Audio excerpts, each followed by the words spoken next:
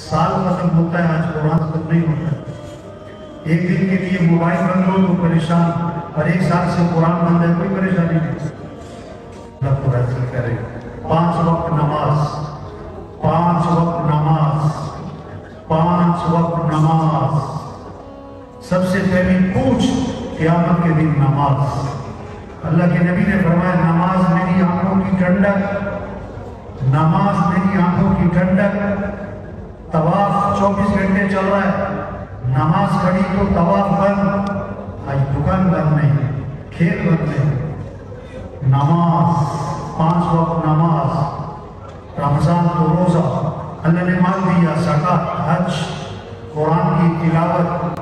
سال ختم ہوتا ہے، آج قرآن ختم نہیں ہوتا ہے۔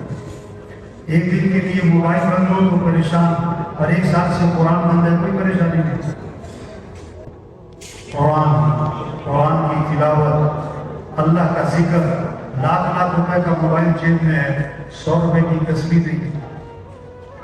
حضور صلی اللہ علیہ وسلم نے فرمایا جو 100 مرتبہ پڑھے لا الہ الا اللہ، لا الہ الا اللہ، لا الہ الا اللہ، تمہیں جو 100 مرتبہ روزانہ پڑھے گا، جب قیامت کے دن اٹھے گا تو اس کا چہرہ 14ویں رات کے چاند کی طرح چمکے۔ ذکر کرے، دلوں کو صاف کرے، دلوں پہ زنگ چڑھتا ہے۔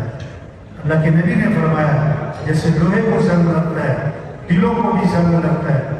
لوہے پہ زنگ ہو تو رنگ نہیں جمتا، جب دلوں پہ زنگ ہو نیکی کا شوق نہیں، مسجد کا شوق نہیں، نماز کا شوق نہیں، دین کی بات سننے کا شوق نہیں، قرآن کا شوق نہیں، یہ دلوں کا زنگ ہے۔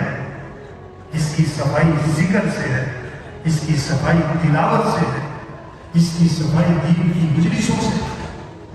ہاں، اخلاق اچھے بنائیں، جھگڑے ختم کریں، معاف کرنا سیکھیں، غصے کو پینا سیکھیں، برداشت کرنا سیکھیں، رشتہ داروں کے ساتھ اچھا سلوک کریں، اپنی کمائیاں پاکیزہ بنائیں، لاکھویں کروڑ کا سود نہ ہو، جھوٹ نہ ہو، دھوکہ نہ ہو، بہنوں کو حق دیں، بھائیوں کو حق دیں، اپنے فنکشنوں کو میوزک سے پاک کریں، اپنے فنکشنوں کو میوزک سے پاک کریں، اپنے فنکشنوں کو میوزک سے پاک کریں، ڈھول ڈھمکوں سے پاک کریں۔